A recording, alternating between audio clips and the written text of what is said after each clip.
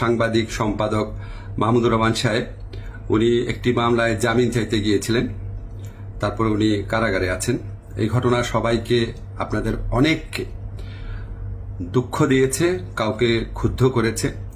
আপনাদের কাছে মনে হয়েছে যে এরকম একটা ছাত্র জনতার বিপ্লবের পর আসা সরকার, এই সরকারের সময় কেন ফ্যাসিবাদ বিরোধী লড়াইয়ের অন্যতম অগ্রনায়ক মাহমুদুর রহমান ভাই কেন এখানে কারাগারে আছেন। তো আমি আপনাদেরকে একটু ব্যাখ্যা করি বিষয়টা। প্রথমেই বলে রাখি, আমি ওনাকে খুবই শ্রদ্ধা করি। এদেশে শেখ হাসিনার যে ফ্যাসিবাদী শাসন ছিল, সেটার বিরুদ্ধে যে লড়াইটা আমাদের, সেটার সূচনা করেছিলেন, বুদ্ধিবৃত্তিকভাবে তিনি সূচনা করেছিলেন, এবং এই জন্য ওনাকে প্রচন্ড নিপীড়ন, নির্যাতন ভোগ করতে হয়েছে, যেটার সাথে মানে কোনো কিছুর তুলনা হয় না আর কি। তো উনাকে একটা অবিশ্বাস্য, একটা চরম ভুয়া মামলায় ওনাকে ফ্যাসিস্ট শেখ হাসিনা সরকার ওনাকে শাস্তি দিয়েছিল। ট্রায়াল ইন অ্যাবসেন্সিয়া হয়েছিল, ওনার অবর্তমানে শাস্তি দিয়েছিল। অবিশ্বাস্য মামলা একটা, এবং এই মামলার মেরিট নিয়েও প্রশ্ন তোলা যেতে পারে, কিন্তু এই বিচার কার্যটা সম্পন্ন হয়ে গিয়েছিল এবং ওনাকে শাস্তি দেওয়া অলরেডি হয়ে গিয়েছিল। তো উনি যখন এখানে আপনার বাংলাদেশে আসার আগে, কিছুদিন আগে ওনার স্ত্রী, আমাদের শ্রদ্ধেয় ভাবি, ওনার বিরুদ্ধেও একটা অত্যন্ত মানে অগ্রহণযোগ্য ভিত্তিহীন মামলা করা হয়েছিল। তো উনি সেই মামলাতে সাজা স্থগিত করে আপিল করার জন্য আবেদন করেছিলেন। এই আবেদন কিন্তু আইন মন্ত্রণালয় অথবা আমার কাছে আসে না, এটা যায় স্বরাষ্ট্র মন্ত্রণালয়ের কাছে। স্বরাষ্ট্র মন্ত্রণালয় যখন আমাদের অভিমত চেয়েছে, আমরা ইতিবাচকভাবে এটা দেখার জন্য জোর সুপারিশ করেছি। আমাদের এই সুপারিশের ভিত্তিতে মাহমুদুর রহমান ভাইয়ের স্ত্রীর সাজা স্থগিত করে ওনাকে আপিল করার সুযোগ দেওয়া হয়। মাহমুদুর রহমান ভাই যেই মামলায় শাস্তি পেয়ে আজকে জেলে আছেন, এক্স্যাক্টলি এই মামলায় আরেকজন বরেন্দ্র সাংবাদিক শফিক রহমান, উনারও সাজা হয়েছিল। উনি ঠিক একইভাবে মাহমুদুর রহমান সাহেবের যে স্ত্রী আছে, উনি যেমন আবেদন করেছিলেন যে সাজা স্থগিত রেখে আপিল করার জন্য, উনি একইভাবে সেই আবেদন করেছিলেন। আমাদের আইন মন্ত্রণালয়ের মতামতের ভিত্তিতে শফিক রহমান সাহেবেরও সাজা স্থগিত করে ওনাকে মুক্ত মানুষ হিসাবে আপিল করার জন্য যে ওনার যে আবেদনটা ছিল সেটা অ্যাপ্রুভ করা হয়। মাহমুদুর রহমান ভাই এটা করেন নাই। আপনারা সবাই জানেন উনার অত্যন্ত স্ট্রং আত্মসম্মান বোধ, উনি খুব দৃঢ়চেতা মানুষ, খুবই দৃঢ়চেতা মানুষ, প্রচন্ড দেশপ্রেমিক মানুষ।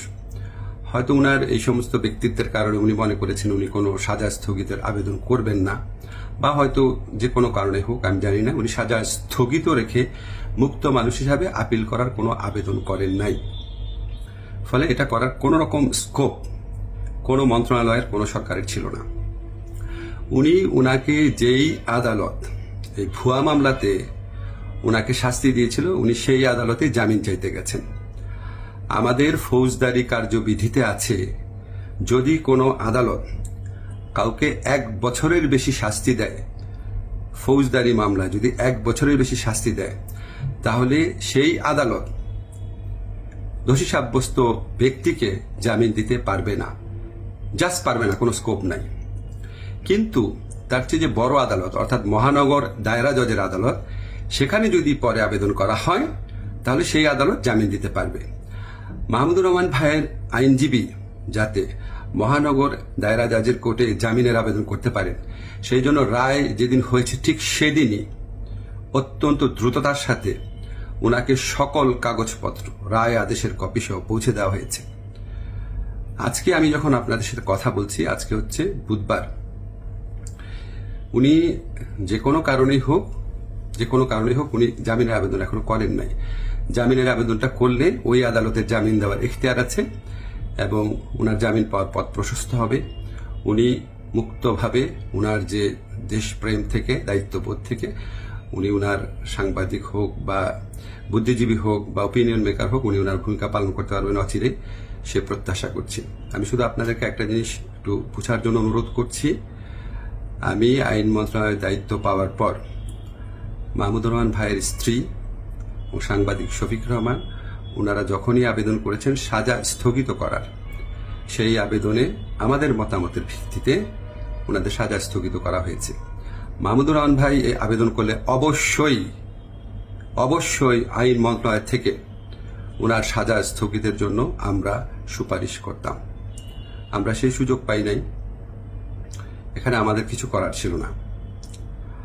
আমরা মনে করি যে মাহমুদুর রহমান ভাই উনি যত তাড়াতাড়ি, আমরা বলতে আমি নিজের কথা বলছি, যত তাড়াতাড়ি মুক্ত হয়ে আমাদের এই দেশ করার যুদ্ধে উনার জায়গা থেকে নেতৃত্ব দিবেন, তত এটা দেশের জন্য মঙ্গলজনক। আমি আশা করব খুব দ্রুত উনার জামিনের আবেদন করা হবে, যাতে উনার জামিনের পথ প্রশস্ত হয়।